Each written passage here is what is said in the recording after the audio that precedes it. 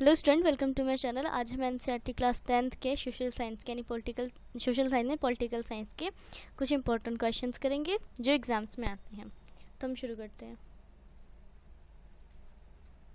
उससे पहले मैं एक बार आपको पैटर्न बता दूं। राजनीतिक विज्ञान यानी पॉलिटिकल साइंस में 25+ मार्क्स तक क्वेश्चन आ सकते हैं या आते हैं। 9 क्वेश्चन होते हैं, 9+ भी हो सकते हैं। 1 मार्क्स के क्वेश्चन होते हैं, 5 मार्क्स के क्वेश्चन होते हैं और 3 मार्क्स के क्वेश्चन होते हैं। आज का हमारा चैप्टर है 6th अध्याय 6 राजनीतिक दल। इसका पहला क्वेश्चन है, भारतीय जनता पार्टी का गठन कब हुआ? इसके प्रमुख सिद्धांत क्या थे? ये 5 मार्क्स में सीबीएसई 2016 में। भारतीय जनता पार्टी हम सबको पता है बीजेपी, तो इसमें पूछा है कि बीजेपी का जो गठन था वो कब हुआ और इसके सिद्धांत क्या थे। तो इसको हम बता देते हैं। पुराने भारतीय जनसंघ को पुनर्जीवित करके 1980 में यह पार्टी बनी। जो भारतीय जनता पार्टी है वो 1980 में पार्टी बनी और इसके सिद्धांत हैं। पॉइंट फर्स्ट है, यह पार्टी भारत की प्राचीन संस्कृति और मूल्यों से प्रेरणा लेकर मजबूत और आधुनिक भारत बनाना चाहती है। जो भारतीय जनता पार्टी है, आप सबको पता है कि वो प्राचीन संस्कृति पर ही काम करती है, हमेशा अपनी संस्कृति को लेकर साथ चलती है। तो इसका ये सिद्धांत था कि संस्कृति को लेकर चलना और भारत को बेहतर बनाना। पॉइंट सेकंड है, भारतीय राष्ट्रवाद और राजनीति की इसकी अवधारणा में सांस्कृतिक राष्ट्रवाद एक प्रमुख तत्व है। जो भारतीय जनता पार्टी है उसमें इनका भारतीय राष्ट्रवाद जो है और राजनीतिक है वो इसी में यही सोच कर आए थे कि भारत की सांस्कृतिक राष्ट्रवाद उनका एक प्रमुख तत्व है और इसी को आगे बढ़ाना है, उनकी संस्कृति को आगे बढ़ाना है। पॉइंट थर्ड है, यह पार्टी जम्मू और कश्मीर को क्षेत्रीय और राजनीतिक स्तर पर विशेष दर्जा देने के खिलाफ है। जो जम्मू और कश्मीर है, ये जो पार्टी है वो उन्हें क्षेत्रीय और राजनीतिक स्तर पर विशेष दर्जा नहीं देना चाहती है, वो इसके खिलाफ है।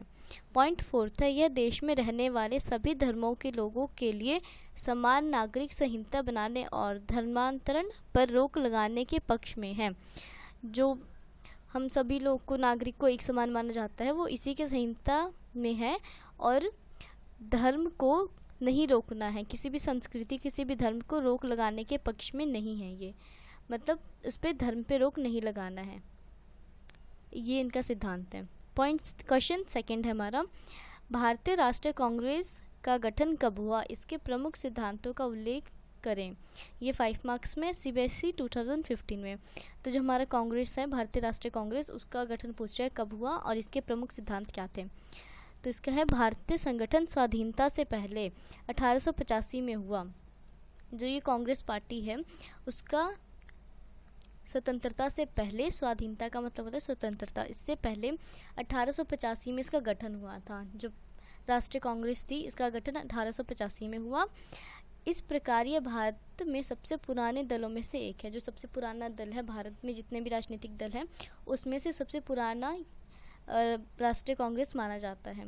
इसके सिद्धांत है, कांग्रेस के सिद्धांत हैं। पॉइंट फर्स्ट, अपने वैचारिक रुझानों में यह एक मध्य मार्गी, न वामपंथी न दक्षिणपंथी पार्टी है। कि मतलब जो अपने विचार को सुलझाने के लिए किसी भी पार्टी में नहीं जाती है, वो अपने ही अंदर रहती है। ये ना ही ये वामपंथी है, मतलब ना ही लेफ्ट साइड का है ना ही राइट साइड का है, ये मध्य मार्गी है, बीच में है और हमेशा काम सोच समझ के ही करती है। पॉइंट सेकंड है, यह पार्टी ने आर्थिक सुधारों का समर्थन करती है। जो ये पार्टी है ये आर्थिक सुधार जो होते हैं, जैसे अभी कुछ टाइम पहले किसानों की खेती उजड़ गई तो उनका आर्थिक जो था आर्थिक अर्थव्यवस्था बिगड़ गई थी। तो ये जो पार्टी है उन्होंने उसकी हेल्प की थी, उसकी आर्थिक व्यवस्था को सुधारी थी। तो ये है आर्थिक, मतलब अपनी जो पर्सनल चीज़ें होती हैं उसके समर्थन करती है कि अगर कोई भी प्रॉब्लम है तो ये हेल्प करेंगे। पॉइंट थर्ड है, इस पार्टी का धर्म निरपेक्षता पर पूरा विश्वास है। जो ये पार्टी है उसका धर्म निरपेक्षता जो होती है कि एक धर्म को ना ज़्यादा महत्व देकर सभी धर्मों को समान महत्व देना धर्मनिरपेक्षता होती है। तो ये उसके साथ है और इस धर्मनिरपेक्ष पर इसका पूरा विश्वास है। पॉइंट फोर्थ है, कमज़ोर वर्गों तथा अल्पसंख्यक समुदाय के हितों को इसने अपना प्रमुख एजेंडा बनाया है। जो कमज़ोर वर्ग है और अल्पसंख्यक समुदाय हैं जो बहुत कम हैं देश में, उनके हित में है ये, और उन्होंने अपना प्रमुख एजेंडा इसे ही बनाया है कि हम इसे साथ लेकर चलेंगे और इसे बढ़ाएंगे। अगर इनके साथ कोई भेदभाव होता है तो उसे भी मिटाएंगे। ये इनका ये प्रमुख सिद्धांत है। क्वेश्चन थर्ड है, एक दलीय व्यवस्था, दो दलीय व्यवस्था तथा बहुदलीय व्यवस्था क्या है? उदाहरण सहित व्याख्या कीजिए। ये 5 मार्क्स में है CBSE 2017 में। तो इसमें पूछा है कि एक दलीय व्यवस्था, दो दलीय और बहुदलीय व्यवस्था क्या होती है। तो पॉइंट फर्स्ट है, एक दलीय व्यवस्था वह व्यवस्था जिसमें एक दल को कामकाज करने, नियंत्रण करने तथा सरकार चलाने की आज्ञा होती है। एक दलीय व्यवस्था का मतलब होता है कि एक ही पार्टी है जो पूरे देश में अपना शासक चलाएगी, उसे बोलते हैं एक दलीय व्यवस्था। जो हम सब जानते हैं चीन में है वो कि 5 साल बाद उनमें होता है चुनाव, पर एक ही पार्टी है वही जीतती है हर बार, तो उसे बोलते हैं एक दलीय व्यवस्था जिसमें एक ही पार्टी हर बार शासन करती है।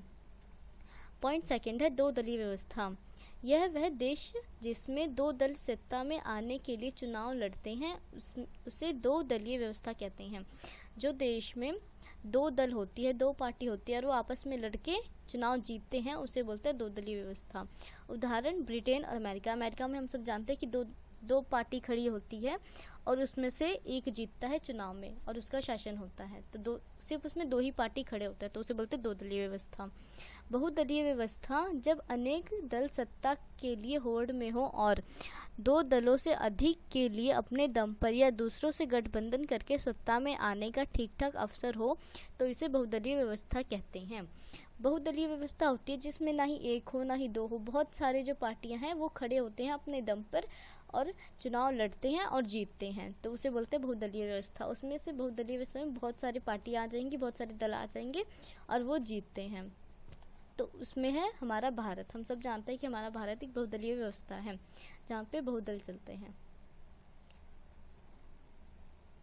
नेक्स्ट क्वेश्चन है हमारा, राजनीतिक दलों के प्रमुख कार्य क्या हैं, व्याख्या कीजिए। इसमें पूछा जो राजनीतिक दल है वो उनके क्या कार्य हैं। ये क्वेश्चन आया है CBSE 2019 में, 5 मार्क्स में आया ये क्वेश्चन। पॉइंट फर्स्ट है इसका, चुनाव। दल चुनाव लड़ते हैं। अधिकांश लोकतांत्रिक देशों में चुनाव राजनीतिक दलों द्वारा खड़े किए गए उम्मीदवारों के बीच लड़ा जाता है। जो राजनीतिक दल हैं वो क्या करवाते हैं, चुनाव लड़वाते हैं, चुनाव लड़ते हैं। और अधिकांश लोकतांत्रिक देश में, जैसे हमारा भारत है लोकतांत्रिक देश, उसमें राजनीतिक दलों द्वारा ही खड़े गए उम्मीदवार जो होते हैं वही चुनाव लड़ते हैं। पॉइंट सेकंड है, सरकार बनाना और चलाना। सरकार बनाना राजनीतिक पार्टी का प्रमुख कार्य तथा उद्देश्य है। संसदीय व्यवस्था में सत्ता में दल का नेता प्रधानमंत्री बनता है। हम सब जानते हैं कि जो दल होता है उसमें जो प्रमुख होता है, उम्मीदवार होता है, वो चुनाव लड़ता है और जीतता है और वो प्रधानमंत्री बनता है। तो ये बात हमें इसमें बताइए कि पहले वो एक जो पार्टी है वो सरकार बनाती है, उसके बाद उसमें एक इंसान को लीडर बनाया जाता है। दल जो है वो एक इंसान से नहीं बनता, वो 5 या 6 लोग बनते हैं, उनसे दल बनता है और एक इंसान को, उसमें एक व्यक्ति को लीडर बनाया जाता है जो चुनाव लड़ता है और अगर वो जीतता है तो वो नेता प्रधानमंत्री बनता है। जो जीत जाएगा उम्मीदवार वो प्रधानमंत्री बन जाएगा। पॉइंट थर्ड है, नीतियों की घोषणा। घरेलू तथा अंतर्राष्ट्रीय स्तर पर देश के सामने कुछ सामाजिक, आर्थिक और राजनीतिक मसले होते हैं। राजनीतिक पार्टियां अलग अलग नीतियों पर विचार को मतदाताओं के सामने रखती हैं। जो नीतियों की घोषणा होती है, अगर वो किसी भी तरीके का हो, अगर घरेलू तरीका हो या फिर अंतर्राष्ट्रीय स्तर पर हो, उनमें कोई भी घोषणा होती है तो वो कोई भी राजनीतिक मसला होता है या फिर कोई भी घोषणा की जाती है तो वो दलों द्वारा ही की जाती है, राजनीतिक दलों द्वारा ही की जाती है, तो इसलिए इसमें है नीतियों की घोषणा। पॉइंट फोर्थ है, जनमत निर्माण। राजनीतिक पार्टियां लोगों के हितों के मामलों को देश के सामने रखती हैं। वह प्रेस, रेडियो, टेलीविज़न तथा नुक्कड़ सभाएं जैसे जनसंचार के सभी माध्यमों का प्रयोग करती है। इस प्रकार राजनीतिक पार्टियां अपने समर्थन के लिए लोगों को शिक्षित तथा प्रभावित करती हैं।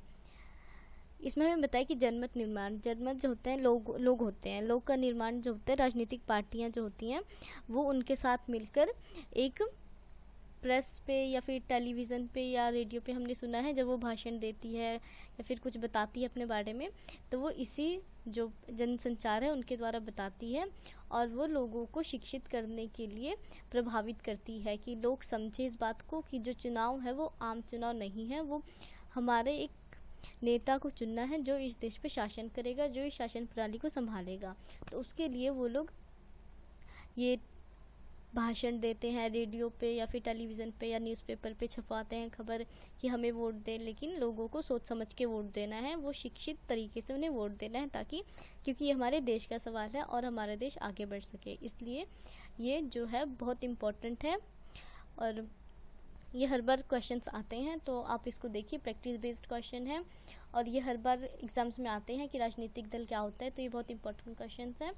आप इसे पढ़िए, प्रैक्टिस कीजिए और एग्ज़ाम्स की तैयारी कीजिए।